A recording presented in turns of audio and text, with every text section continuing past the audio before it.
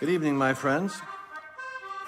I was retiring for the evening and I thought, well, perhaps I would share a thought with you before I retire from my undisclosed location here in lovely Italy. Tonight, well, I came home and discovered that Annabelle left. Annabelle left me and, well, she'll be back in 2 days. She had a meeting she had to go to. But I was left alone, and I cooked spaghetti tonight for dinner. Spaghetti and meatballs, eggplant lasagna, and chicken parmesan. I got a little carried away in the kitchen, and I took some enzymes and hopefully will digest the night away. But before I retire, I wanted to share with you a story, a true story, by the way, and I think this is important. You'll want to share this with your friends right now who are up. 12:20. And it comes from Kim Clement. Kim and I were friends. I served on his board. I traveled with him and had an opportunity to get to know him. And I said, when I was first flying, I was afraid of flying. I said, how do I get over this? And he says something to me I want to say to you. When you're called to ministry, and you're called to travel, you need to be confident that if the Lord has called you to do it, then the Lord is with you in flying. And he basically said, and so you can count on that God is with you as you travel in the air. And I asked him if he ever had an experience where he, in all of his millions of miles of flying, came close to danger. And he said, yes, early in his ministry. He was flying, ironically, on Air Italia. And it was on Air Italia when the flight suddenly lost altitude, began to plummet. And people began to scream. Some cried out and some cursed. He said people do unusual things when they're in that moment. And he jumped up into the aisle and he started yelling, Russia, France, Germany, the United States. And he's shouting, and everyone else is yelling and praying, and calling out to God. And then the plane stabilized. And the pilot came on and said that they had lost altitude. They'd hit a strange cell where the atmosphere dropped and they'd plummeted some 1,000 feet, but they were stable. The plane was going to make it. And they were so sorry, and that the flight attendants would be going through the aisles to see if anyone needed assistance. And as everybody kind of adjusted back to composure, they looked around at each other, and the person sitting next to Kim asked him what he was doing when he jumped out into the aisle and was yelling geographic locations. And he told them, he said, I am a Christian. I'm called to go preach. I'm just starting out. He said, and God's told me certain places I'm going to go. And I was simply shouting out the places I haven't been yet that I have to go. I have to go to those places. And that was what I was yelling. Person taught them about the gospel for the rest of the ride. And I want to remind you of something. That you're a passenger in whatever country you're in. And you might say to yourself, what's happening on board my ship? What's happening? The Apostle Paul, I keep telling people, Acts 27, was on a ship going to Rome. And they weren't smart. And they made decisions that imperiled their journey. And in doing so, they imperiled his destiny. But as he prayed and persevered, an angel broke through and said, Paul, you have an appointment in Rome, and I'm to deliver you there. Paul's face was indeed in the future. And God had an appointment for him prophetically. And so Paul was told that up till now you've been sailing with these ding-dongs, but now they're sailing with you because I've got to get you and the ship somewhere to an island so you guys can make it. The ship broke up, and Paul landed in that place called Malta.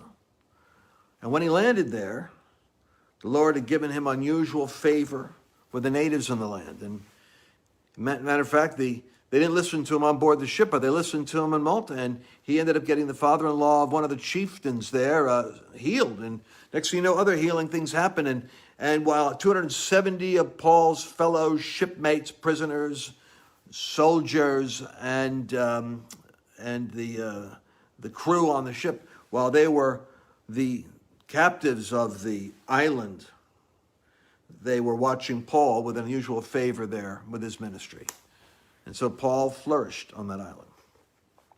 And then when the ship came back, a new ship came, Paul got on board that ship and made it to his divine appointment in Rome.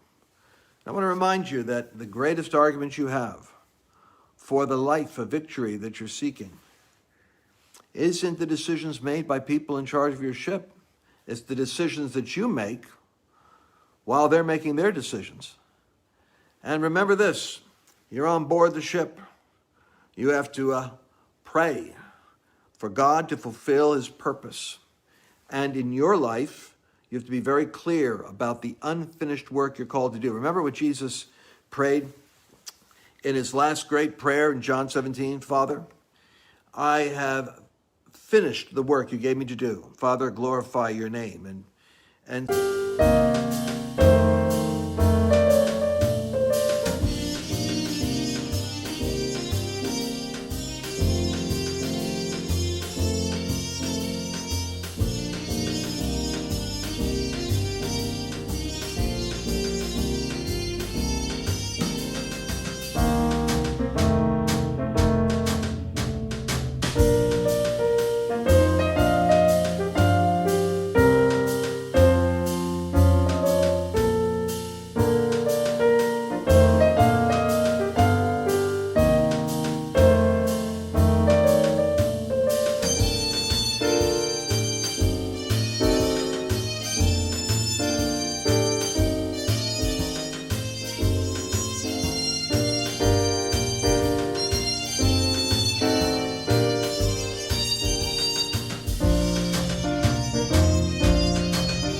so you glorify God when you finish the work you're called to do. I would encourage you to make a list of those things that God has yet assigned to you to do that you have not done.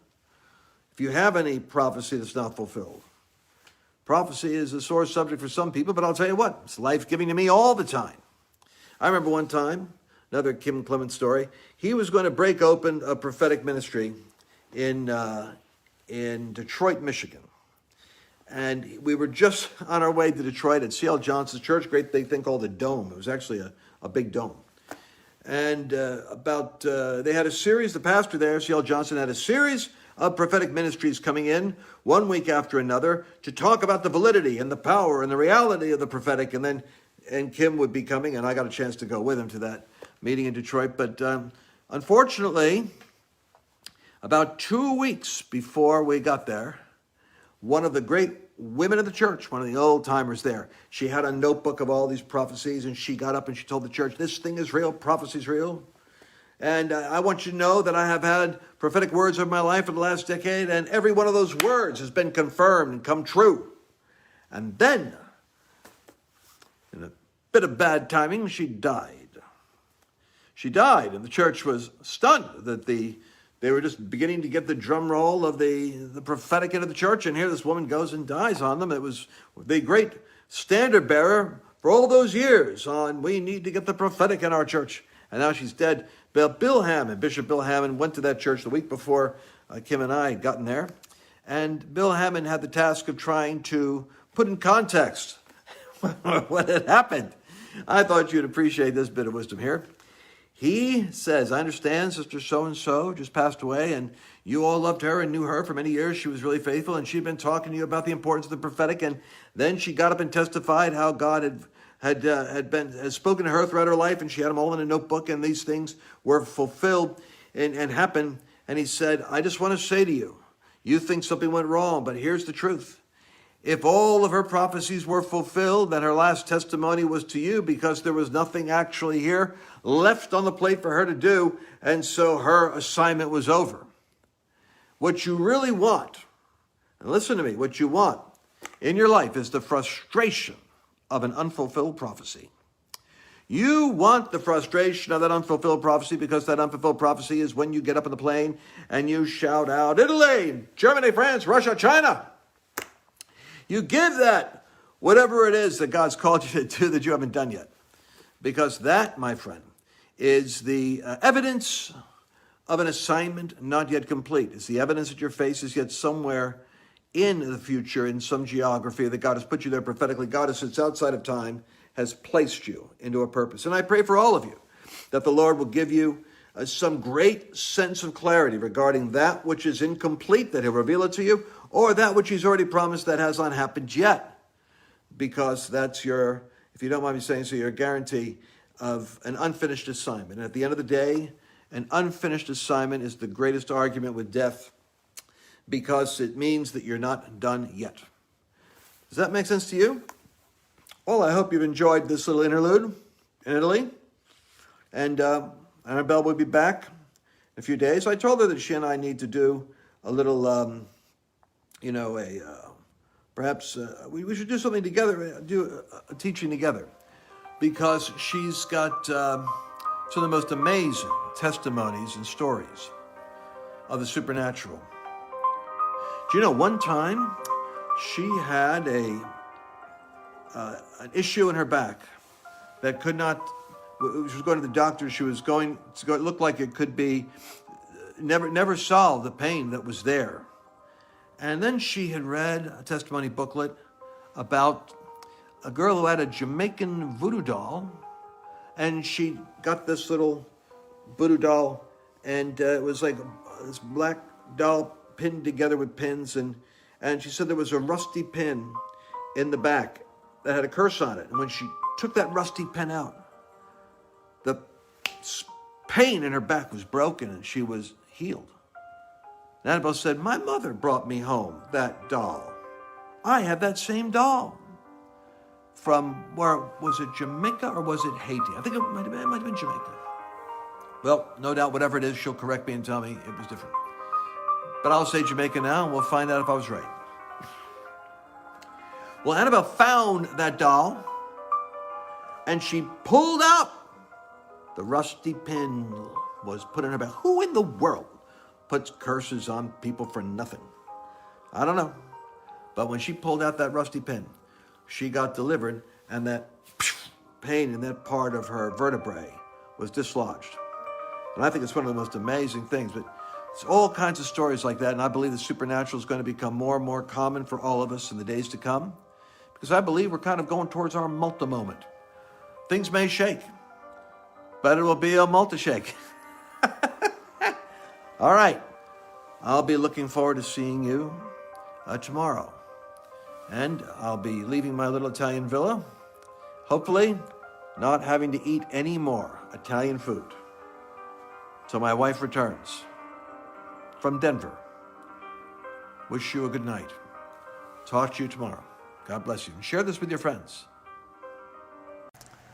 Thanks for joining me on this broadcast. And you know, we could stay connected together. If you subscribe, you're going to be updated on the next broadcast that comes out. And you could like this right here, and we could actually start to create a movement of connected people.